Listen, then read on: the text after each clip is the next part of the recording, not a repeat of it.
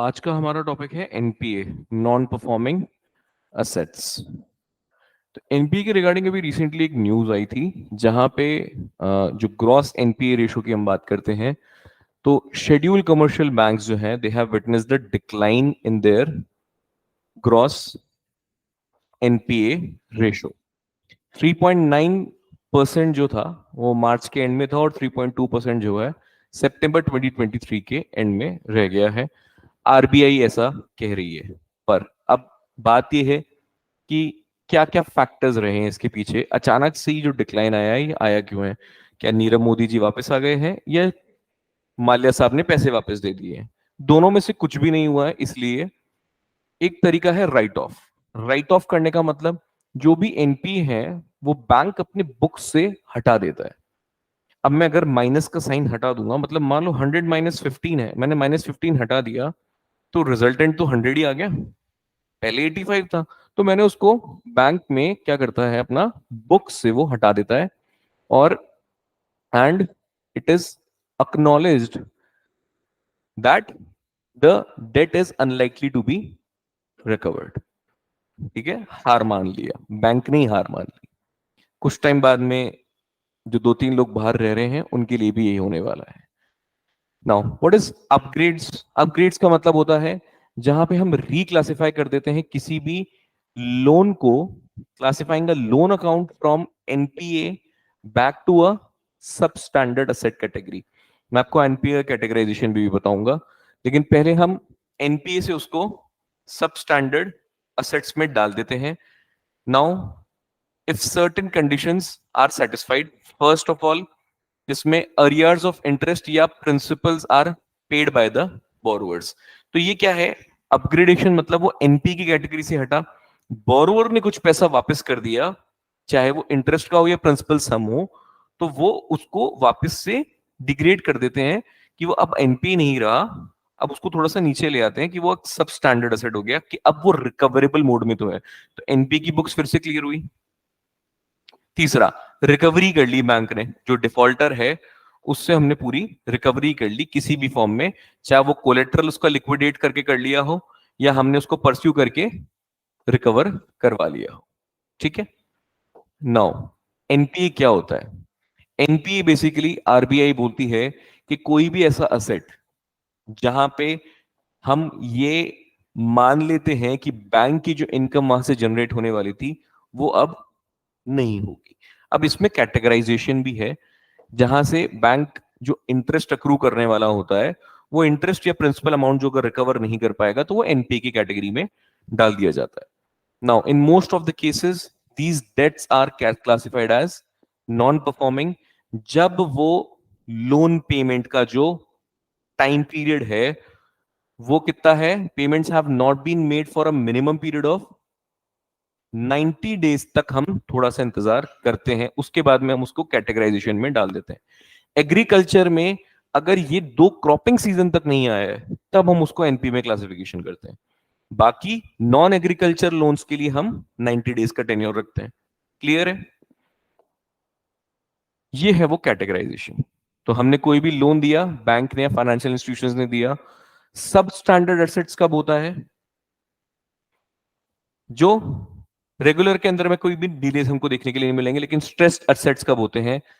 जब भी वो 1 से 90 दिन तक के बीच में रिकवरीज नहीं आ रही हैं। अब इसके अंदर भी हम 3 कैटेगरीज देख रहे हैं, SMA 1, SMA 0 एंड SMA 2।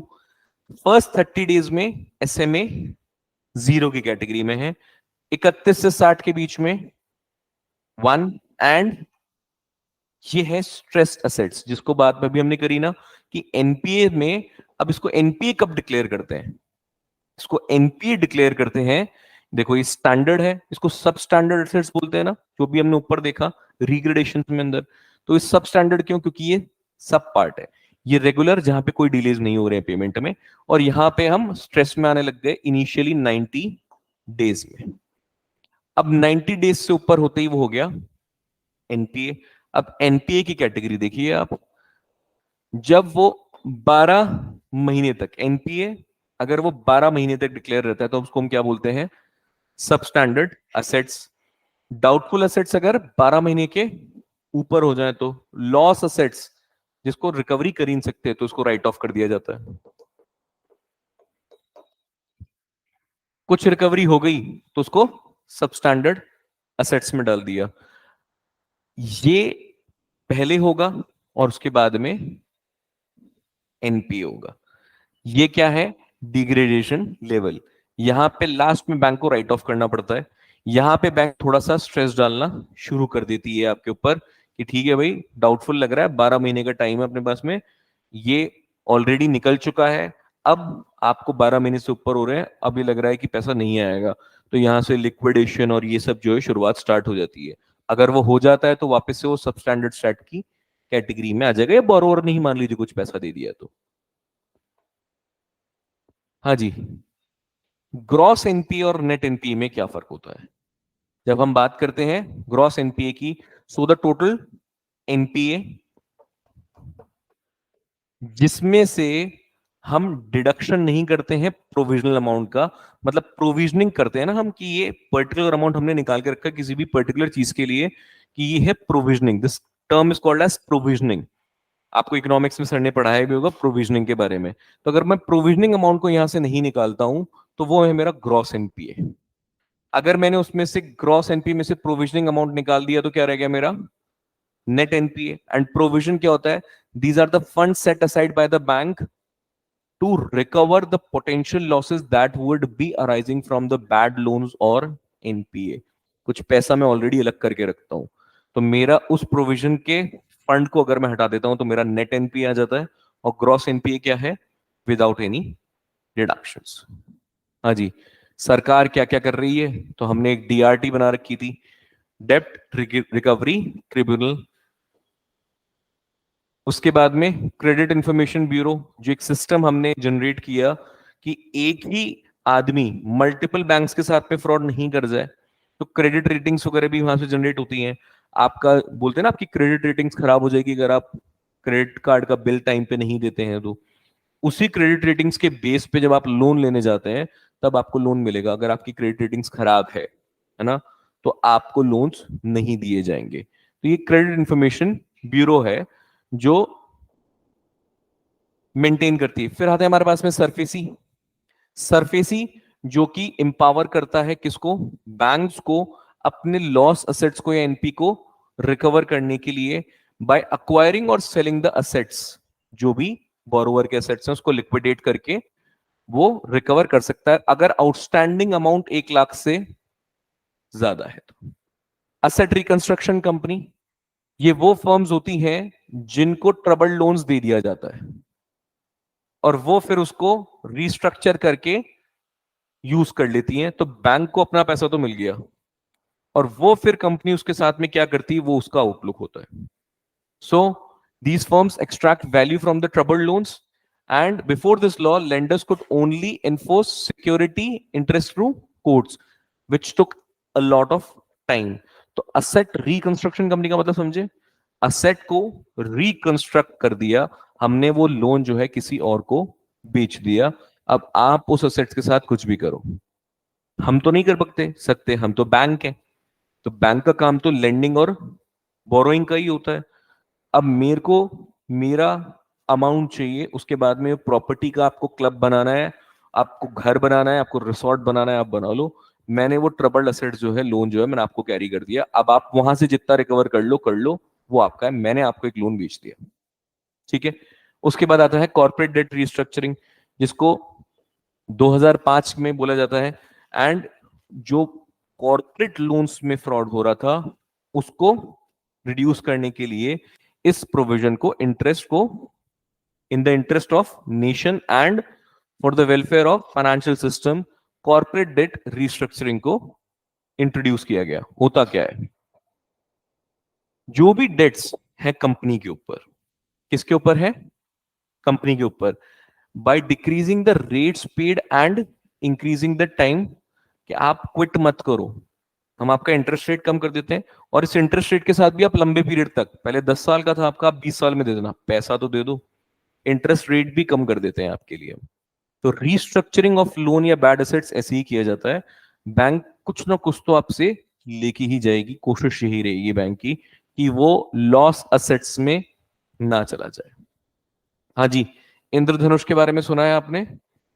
तो जो पब्लिक सेक्टर बैंक्स को रिस्ट्रक्चर करने का था, क्योंकि पब्लिक सेक्टर बैंक नेशनलाइजेशन के बाद में जो अब तक का टेन्योर रहा है, इसमें हमेशा सरकार बजट से फाइनेंस करते हुए आई है। अब इनकी रिस्ट्रक्चरिंग के लिए, इनके गवर्नेंस रिफॉर्म्स के लिए, इनकी अकाउंटेबिलिटी और रिकैपिटलाइजेशन के लिए एक इंद्रधनुष प्लान लॉन्च किया गया 2015 में। फिर हमारे पास में है असेट क्वालिटी रिव्यू। तो स्ट्रेस असेट्स और प्रोविजंस के लिए हम बैंक्स को प्रोटेक्ट करने के लिए क्या करते हैं, एसेट क्वालिटी रिव्यू करते हैं कि आपका एक्चुअली डाउटफुल असेट्स कौन से हैं, स्ट्रेस असेट्स कौन से हैं, आपके लॉस असेट्स कौन से हैं, आपके सब स्टैंडर्ड असेट्स कौन से हैं। तो ये क्या है, क्वालिटी, हम क्या करते हैं उसको क्लासिफाई कर देते हैं ताकि क्वालिटी पता लगे असेट्स की।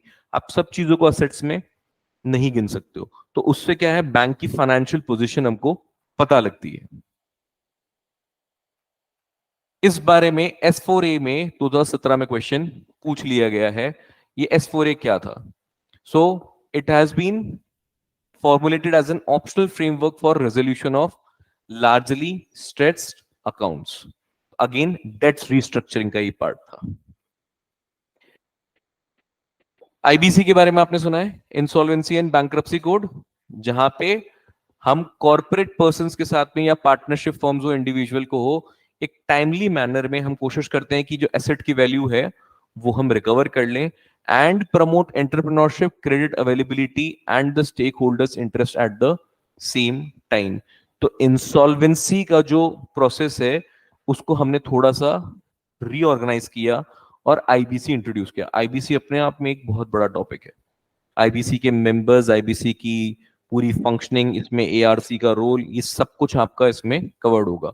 नाउ एक नया इनिशिएटिव लिया गया जिसका नाम है बैड बैंक्स। बैड बैंक्स क्या होते हैं? Bad bank separates risky and non performing assets from an financial institutions. These are also known as asset management companies, जो हमने ऊपर पढ़ी।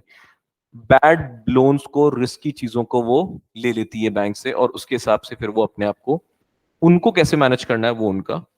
बैड बैंक क्यों बोलते हैं उसको? क्योंकि वो भी बैंक से लोन ही ले रही है, लेकिन कौन से लोन? जो बैंक के लिए स्ट्रेस्ड है। लोन ही बेच दिया बैंक ने किसी को कि भाई ये रहा लोन का अमाउंट, ऐसा है तो मुझे इतना पैसा दे दे, मेरा इतना इतना हिसाब किताब सेट कर दे, बाकी तेको जो करना है तो कैसे भी रिकवर कर, मेरी रिकवरी के बाहर है। अब वो फिर बैड बैंक आगे जाके कैसे रिकवर करता है, एएमसी कैसे रिकवर करता है, वो उनका लुकआउट है। ठीक है। Now Sunil Mehta led committee ने जो एक रिकमेंडेशन दी थी उसके बारे में देखते हैं। They propose the idea of national ARC, asset reconstruction company. किसने दिया था?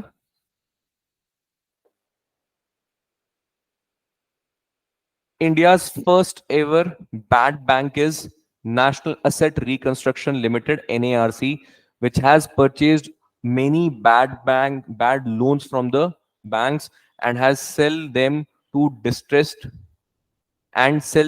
distressed debt buyers.